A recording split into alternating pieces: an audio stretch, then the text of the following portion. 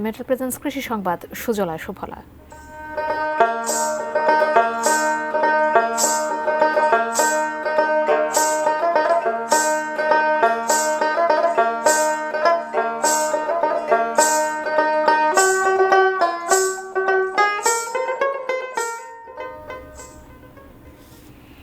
কুষ্টিয়ায় এবছর আগাম জাতের মুড়ি কাটা পেঁয়াজের ভালো ফলন হচ্ছে। ক্ষেত থেকে মুড়ি কাটা পেঁয়াজ ঘরে তুলতে ব্যস্ত সময় পার করছেন কৃষকেরা।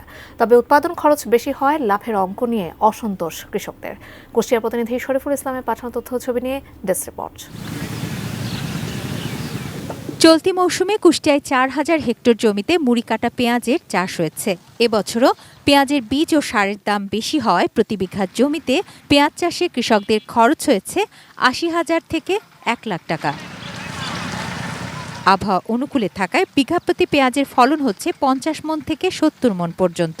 তবে বর্তমানে পেঁয়াজের বাজার ১৫০০ টাকা মণ হওয়ায় লাভ নিয়ে শঙ্কা কৃষকদের। বিচুন কিনা দাম বেশি, এই কারণে ভাই আমার এবছরে লাভ হয়েছে না লস হচ্ছে। দাম ভালো পাইনি, ৫০ টাকা পেঁয়াজ বেশি টাকা হয়েছে না নস। পেঁয়াজ খেতে কাজ করেন এমন গৃহিণীরা বলছেন, সংসারের কাজ শেষে খেতে পেঁয়াজ কেটে প্রতিদিন তারা আয় করছেন ৩০০ থেকে ৩৫০ টাকা। আর সেই টাকায় তাদের সংসারে ফিরেছে সচ্ছলতা।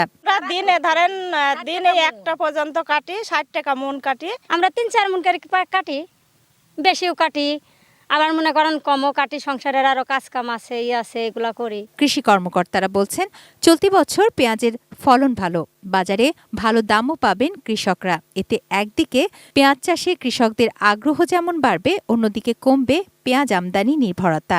এবছর পেঁয়াজের ফলন ভালো হয়েছে এবং বাজার দর ভালো আছে। তো এরকম বাজার দর থাকলে আমাদের কৃষক ভাইরা উপকৃত হবেন, লাভবান হবেন। তুনা জিনা তনু, ডেস্ক রিপোর্ট, এটিএন নিউজ।